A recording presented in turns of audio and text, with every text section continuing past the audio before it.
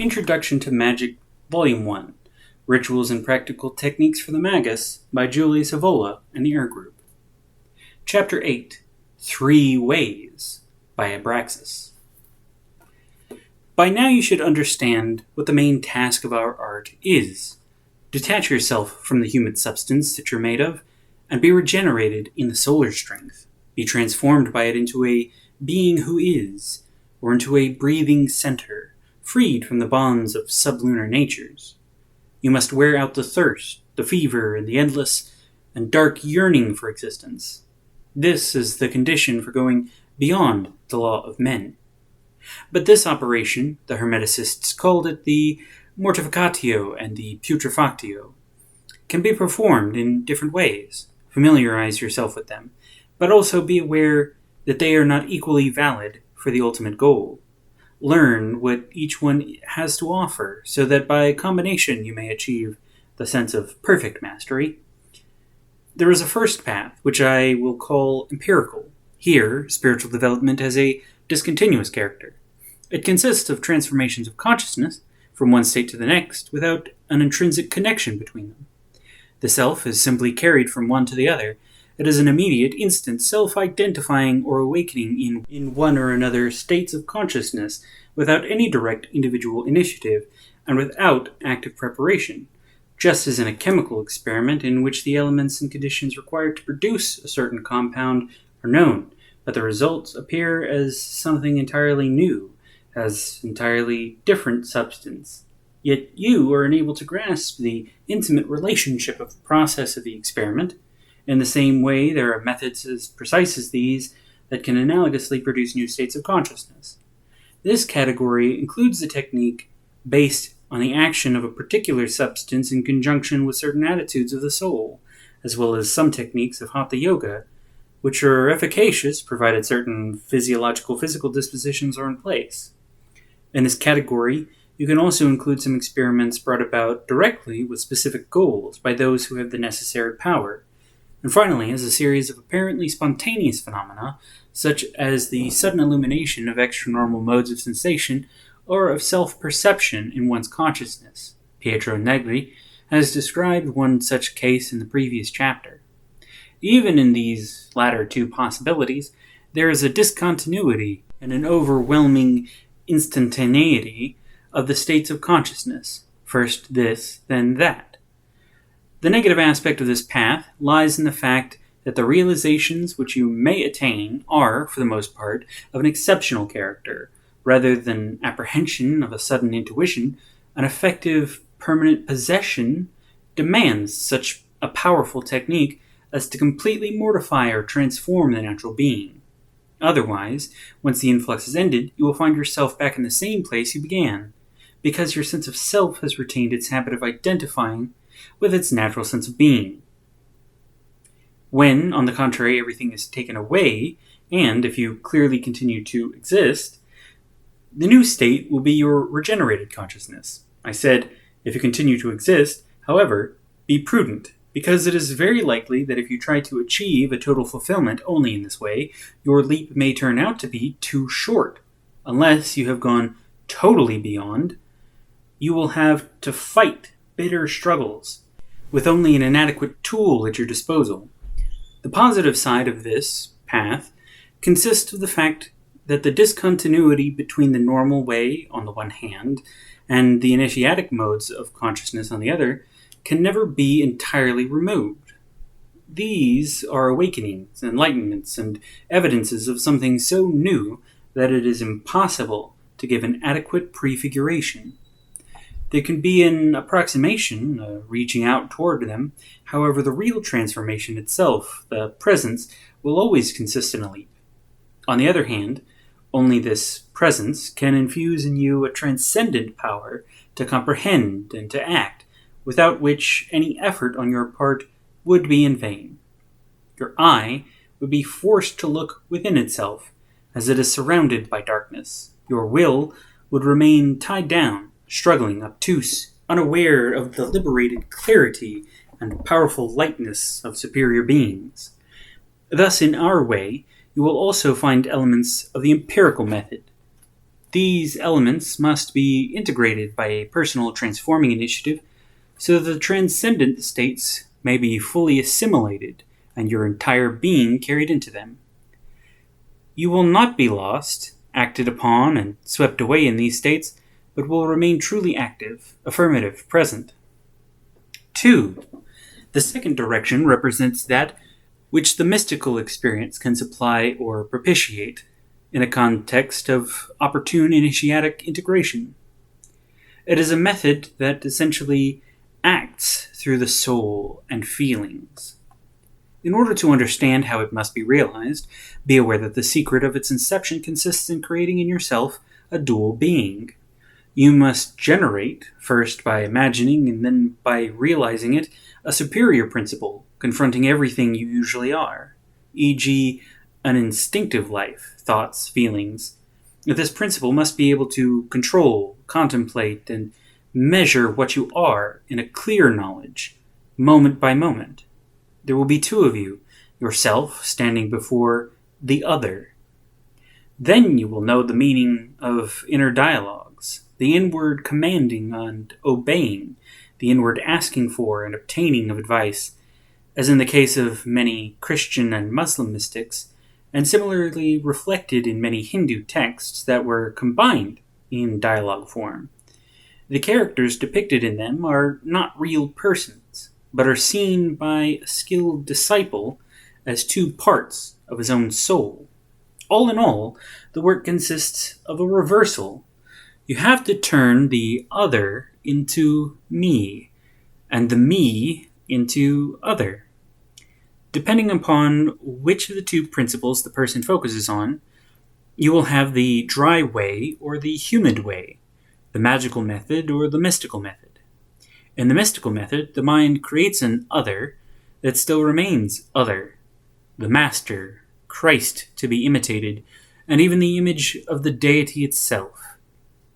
The self is not transformed, it remains in the feminine part, which consists of desire and need. As soul, the feminine, other, reaches out to him in an elan of renunciation, love, adoration, and complete devotion. Sui juris non esse, not to be one's own law. Letting one's will die completely to give oneself to God with inner poverty and humility, consecrating to him every act with pure faith, wishing nothing for oneself, experiencing an untold suffering and love. This is what the Mortificatio requires from those who will follow the humid way. Since they do not possess the strength of an active detachment, but rather yearn for the eternal, their center being located in the waters, in the soul, or in other words, precisely in what needs to be depotentized. However, this way has many imperfections. First among them is the difficulty of transcending the dualism proper to love. In the union proper to love, the loved one and the lover communicate with each other, but also remain distinct, and of achieving the identity that is the law of every initiatic realization. Thus, even at the peaks of Christian mystical theology, which follows exactly this path, we still find a dualism that rarely generates the true substantial transformation into the other, in which duality, together with the corresponding divine personifications, marks the appearance of a given phase of the process. A relationship saturated by desire and love is, moreover, negative independent. It has the character of need. To turn it into the purely affirmative, central, and self-sufficient solar nature requires a qualitative leap and a daring that is very difficult for a mystic to achieve, considering the contrary nature of the previous mortification. In addition, through the disposition from which one begins, which is not an active attraction and determination, but a waiting and desiring, it so happens that the transcendent states appear as a revelation. You are not integrated in them, but remain passive and rootless, under their strikingly miraculous power. Riesberg said, "Amidst a feeling of astonishment, something is born. It is an act of grace. Lord, I am not worthy of it." Moreover, in a text called Light on the Path, it is written, "You will enter the light, but you will never touch the flame." Thus, if you follow the mystical path, make sure to realize the unitive state. It will transport you and absorb you, flowing into the universal light. You will suddenly become this very same light. With the extinction and fulfillment of your yearning for God, your center will drown, and this drowning will appear to you as the ultimate good and as the highest goal. Our way sees ecstasy only as a test to be passed and a solvent, but never as the ultimate goal. We do not seek to go outside ourselves, ecstasy displacement, but rather to return and take possession of the seat of the center. The mystical light represents for us the higher waters, in which your individuality must not diminish, but rather reawaken. The positive side of this path consists in the room left to individual initiative. Be aware, though, that the mystic boasts by believing in the objective, personal, and distinct reality of the ideal of his superior principle, Jesus Christ, as an example to be imitated, or God himself, and by referring to himself as the regenerating action, the action of grace, unconsciously actualizes some general laws of transcendent praxis. According to these laws, an image acts precisely when it is not thought, but presented figuratively and contemplatively, fixed in the imagination, and loved as if it were a true reality, distinct from the contemplator. According to these laws, the yearning for growth needs to be killed, and your inner being needs to rise in silence due to an impersonal, calm, and occult force, and not under the desire to grow.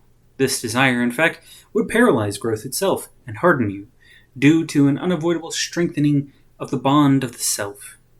These are purely technical details that have nothing moral, religious, or sentimental about them, even though the mystic experiences them under this illusory and mythological guise. For instance, in the Imitation of Christ, we find a series of images that act by arousing subtle forces that would first produce a death and then a resurrection, even if Christ had never existed. Keep in mind that for modern man, the royal path usually starts from the humid principle, even though immediately after, this water must be made dry and arid. A spiritual hunger, or the despotic need to entirely own yourself, often leads to the way. It is the hoarse and inarticulate cry of the human nature, from which a logos of light, according to Pymander, draws a pure, subtle, penetrating, rising fire. Thus, you can regard the special methods based on an exhaustion leading to a self-excess of energies of the inferior nature as intermediate forms between the dry way and the humid way, the sacrificial way, the violent, orgiastic Dionysian ecstasy, and also the path followed by the Tantrikas. More will be said on this later. In the magical dry or solar way, you will create a duality in your being, not in an unconscious and passive manner as the mystic does, but consciously and willingly. You will shift directly on the higher part and identify yourself with that superior and subsistent principle, whereas the mystic tends to identify with his lower part in a relationship of need and of abandonment. Slowly but gradually, you will strengthen this other, which is yourself, and create for it a supremacy until it knows how to dominate all the powers of the natural part and master them totally. What is required of you is a discipline of firmness and sobriety until an equilibrium is created, namely the quality of a life that owns itself and is free with regard to itself, cleansed from instincts and from the obscure appetite of the natural being, in both flesh and in mind. Only then will you be able to employ usefully and in an auxiliary fashion some corrosive water, an alchemical expression denoting violent methods such as toxic substances, use of wine and sex, suspension of breath, and so forth. By attacking the natural connections, these give the fixed and pre-established nucleus the possibility of expanding and bursting forth more energetically. However, if this nucleus were not already established, the corrosive waters, by dissolution, would lead you not above, but below the condition from which you first started. The affirmative discipline is enhanced by transformations provoked by some direct method, upon which the entire being, ready and complement, reaffirms itself, digests and lets itself be digested, leaving nothing behind. These leaps are faster rhythms in which you must be able to transform the slow tempo of your incarnated being, in the same way that a surfer rides a wave. Wherever the wave goes, so does the surfer, thus rejoining himself, remaining affirmative, firm, and centered. Then the solar and golden nature in you will be able to break the equilibrium and be the stronger one. The other nature, your self, your senses, and your mind, will be under your control. At that point, you can even suspend them, make them inert, neutralized, fixed. This is silence, the extinction of mania, the dissolving of the fog. Then, in your clarified eye, the cyclical, integral vision will shine forth. You will see your transcendent essence, the destiny of beings, and of all things, and the kingdom of those who are. You will grasp the mode of action in a pure state, and you will grasp the mode of immaterial motion that operates outside every space or body in the timeless creative rapidity. The center in you will amalgamate with the universal, non-becoming nature, and will derive from it a divine strength that expresses itself through miraculous powers. You'll be able to focus on the knowledge of the names and on the wedding with the letters. You will be initiated. The knowledge of the waters and the sense of awakening need to be integrated with the awareness of these various methodical possibilities in order to obtain a power of awareness and discrimination before the elements of magical practice are revealed to you.